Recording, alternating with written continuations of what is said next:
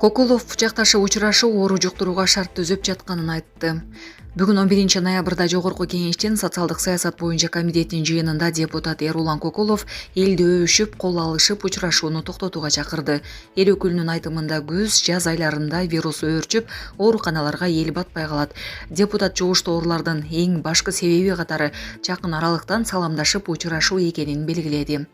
Саламаттыкты сактоо министрлиги: силердин дагы кемчилик бар, бирок эл дагы күнөөлүү болуп жатат. Пандемия маалында эң аз жоготуу Корея менен Японияда болгон. Эмне себептен алар бири-бири менен бетинен өөп, колу менен саламдашып учурашышпайт.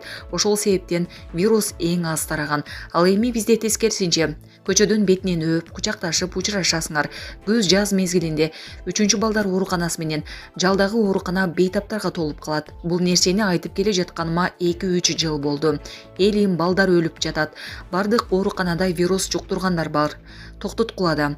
Мен түшүнүп жатам, салт экен, бирок ал азыркы замандын талабына жооп бербеген салт болуп жатат, деди Эрулан Кокулов. Президент Аспековдун кайрылуулары боюнча комментарий берди. Президент Садыр Жапаровдун кабар маалымат агенттигине кезектеги чакан маеги жарыяланды. Анда журналист: "Урматтуу Садыр Нуркожеевич, буга чейинки маектериңизде биз сөз кыла турган адамдарга эч көңүл бурбайм жана жооп да бербейм дедиңиз эле. Бирок акыркы убакта болбой эле соц тармакта ар кыл талкуулар жүрүп жаткандан улам сизге суроо менен кайрылууну туура көрдүк. Кеп камактагы Мелис Аспеков аттуу жарандын видео кайрылуулары тууралуу. Ушул боюнча сиздин комментарий кандай?" деген суроо узатты. Ооба, жооп да бербейм, көңүл да бурбайм дегем. Ар бир үрүп чыккан иттерге көңүл бура берсең, жетчү жериңе жетпей каласың. Мамлекеттин иши менен алек болбой эле ар бир аферистке жооп берип отурсам, анда кантип мамлекетти саздан сууруп чыгам. Ошондуктан жолумдан үрүп чыккан анча-мынча иттерге көңүл бурбай, баш көтөрбөй иштей беришим керек. Жыйынтыгына эл жана тарых баа берет. Элдин баарына 100% жакпайсың. Анча-мынча терс сүйлөгөн адамдар сөзсүз болот. Жакшы иштерди көрүп турса да, көргүсү келбегендер бар.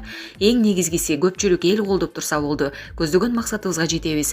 Дүйнө жүзү боюнча 30 өнүккөн өлкөнүн катарына кошулабыз, деп жооп берген өлкө башчы. Ошондой эле мамлекет башчысы чындык ким тарапта экенин эл өзү таразалап алат деген. Аспеков, Темиров дегендердин жалалары мага чымын чаккандай да болбойт. Урматтуу Москва шаарындагы мекендештер, эгерде сизди тиш оорусу тынчсыздандырып жатса, анда сизге Умбем клиникасын сунуштайбыз. Стоматология заманбап техникалык каражаттар жана материалдар менен камсыздалган. Жогорку даражадагы адистер өз ишинин сапатына кепилдик беришет. Хирургиялык стоматология, тиштерди кооздоп калыбына келтирүү, кандай гана оор абалдагы тиш болбосун, оорутпай алып салабыз, жулабыз. Тиштерди кесипкөй чеберчиликте, гигиеналык тазалоодон өткөрөбүз. Брекет системабыз да бар. Имплантация жасайбыз. Протездөө, металлокерамика, цирконий жана башка түрлөрдү колдонуу менен сиз каалаган сапатта тиштериңиздерди оңдоп түзөп, салып жана тазалап беребиз. Биздин дарек Москва шаары, Нахимовский проспект метросу, Сивашская көчөсү, 7 корпус 2. Байланыш номеру +7 925 103 22 77. Да бербейм, эмне кылам, аларга убактымды коротуп, жооп берип, чындык ким тарапта экенин эл өзү талдап алат, деди президент. Эске салсак, Аспеков ушул жылдын март айында күчөтүлгөн режимде 7 жылга эркинен ажыратылган. Ал 2023 жылдын сентябрында массалык башаламандыкка даярданган деген айып менен кармалган болчу. Акыркы убакта Аспековдун абактан жасаган видео кайрылуулары социалдык тармактарга жарыяланып келет. Буга чейин президенттин администрациясынын маалымат саясат бөлүмүнүн башчысы Дайырбек Орунбеков элди абактагы Аспековдун айткандарына ишенбөөгө чакырган. Булак Супер Кежи. Акылбек Жапаров Жалал-Абадты 3-чү борбор деп атады. Бүгүн 11 ноябрдагы Жогорку Кеңештин бюджет, экономикалык жана фискалдык саясат боюнча комитетинин кеңейтилген жыйынында министрлер кабинетинин төрагасы Акылбек Жапаров өкмөттүн өлкөдөгү бардык шаарларды өнүктүрүү планы бар экенин билдирди. Мына Ошту 2-чи борбор деп жүрдүк эле. Эми 3-чү борбор Жалал-Абад пайда болуп жатат. Токмок 5-чи борбор болот. 6-чы борбор Кара-Балта болот. Биз шаарларды ирети менен көтөрөбүз. Кыргызстандагы 20 шаарды Бишкектен кем эмес инфраструктуралык абалга келтиребиз, деди Жапаров. Өкмөт башчы жакында шаардык кеңешке жаңы депутаттар шайланып келерин белгилеп, алар мэриялар менен тыгыз иштешсе, шаарлардын өнүгүшүнө чоң салым кошушаарын айтты. Дональд Трамп менен Владимир Путин телефон аркылуу сүйлөшкөнү айтылды. Америка тараптын демилгеси менен Орусиянын президенти Владимир Путин менен АКШнын президенти Дональд Трамптын сүйлөшүүсү болду.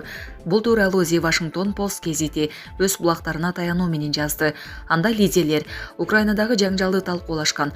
Кабарларга караганда АКШнын жаңы шайланган президенти АКШнын Киевти колдоого жумшап жаткан чыгымдарына тынчсыздануусун билдирип, Орусия учурда көзөмөлдөп турган аймактарды колдоорун кыйыткан.